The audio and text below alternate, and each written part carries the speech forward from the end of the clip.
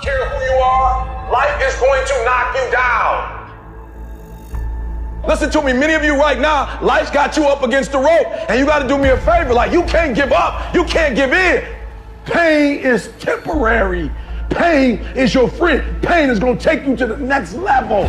When you going through pain, I know what you feeling. I know exactly, because I've been there. I've done that. But you got to work through it.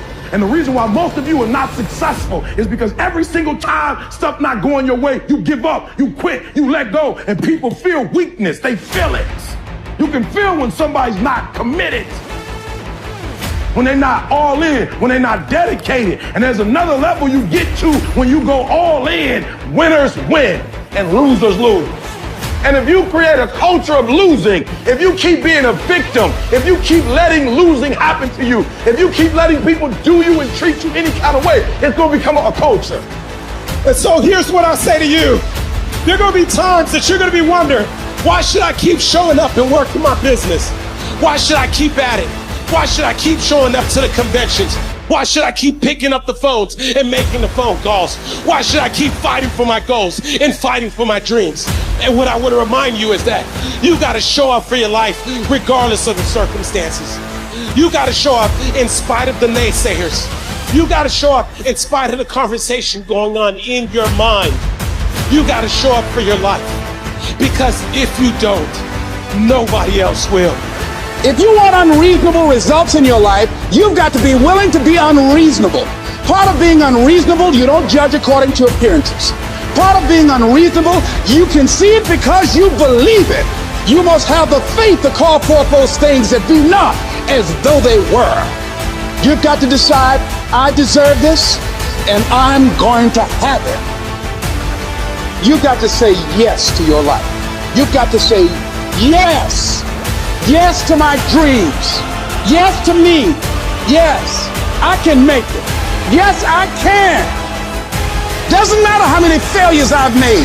Doesn't matter how many mistakes I've endured. Doesn't matter about my defeats. Doesn't matter about what I've done. Yes, yes. I don't care about the fact I'm in a hole now. Doesn't matter about where I am. The last chapter to my life has not been written yet. If you judge me now, you'll judge me prematurely.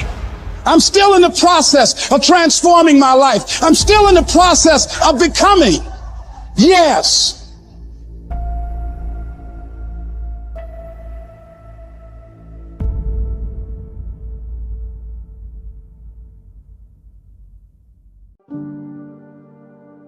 The brilliance of Thomas Edison was not in his mind.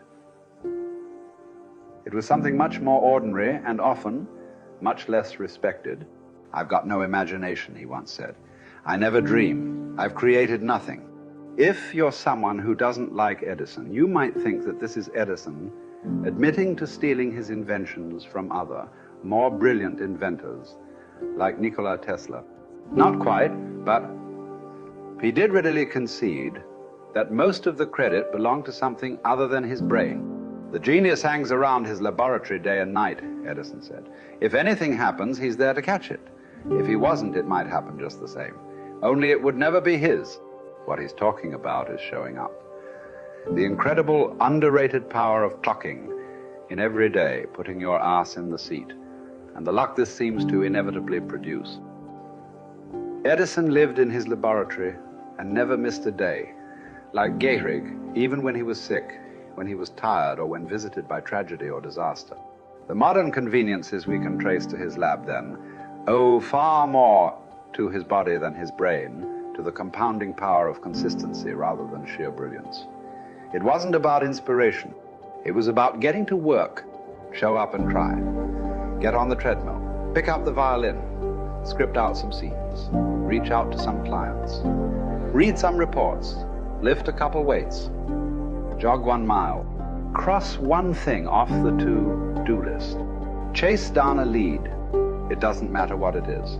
All aspects of our life benefit from this circumscribed kind of discipline.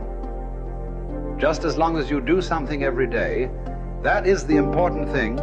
Show up. When you're tired, when you don't have to, even if you have an excuse, even if you're busy, even if you won't get recognized for it, even if it's been kicking your ass lately, Once something is done, you can build on it. Once you get started, momentum can grow.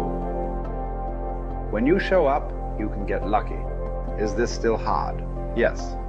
But the good news is that because it's hard, most people don't do it. They don't show up. They can't even do one tiny thing a day.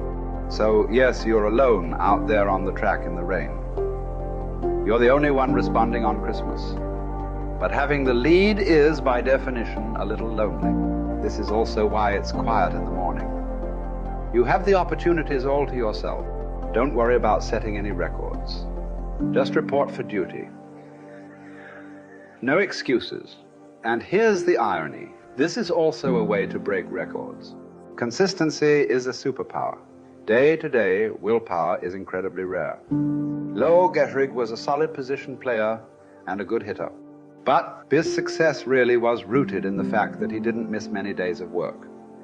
It's quite likely that had he continued at his normal pace and not been stricken with ALS, that he would have put up career numbers that surpassed Babe Ruth's. Gehrig wasn't just able to show up despite injuries and fatigue.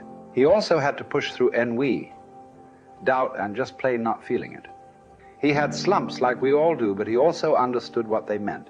As a minor leaguer, he had struggled at the plate and thought about quitting. The Yankees' owner sent down a scout to walk Gehrig through the very basic math of a batting average. A good hitter hits 300, and hitting 350 is terrific. Hitting 400 is almost unheard of. What does that translate to? Missing on 6 tries out of 10. A hitter can also go days, weeks without touching the ball. That's what the scout told him. The most important thing a young ball player can learn is that he can't be good every day. You don't have to always be amazing. You do always have to show up.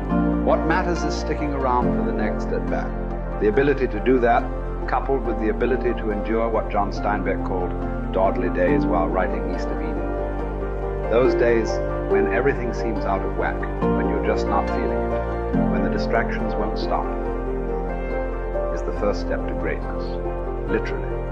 You cannot be great without the self-discipline to do that. One thing a day adds up.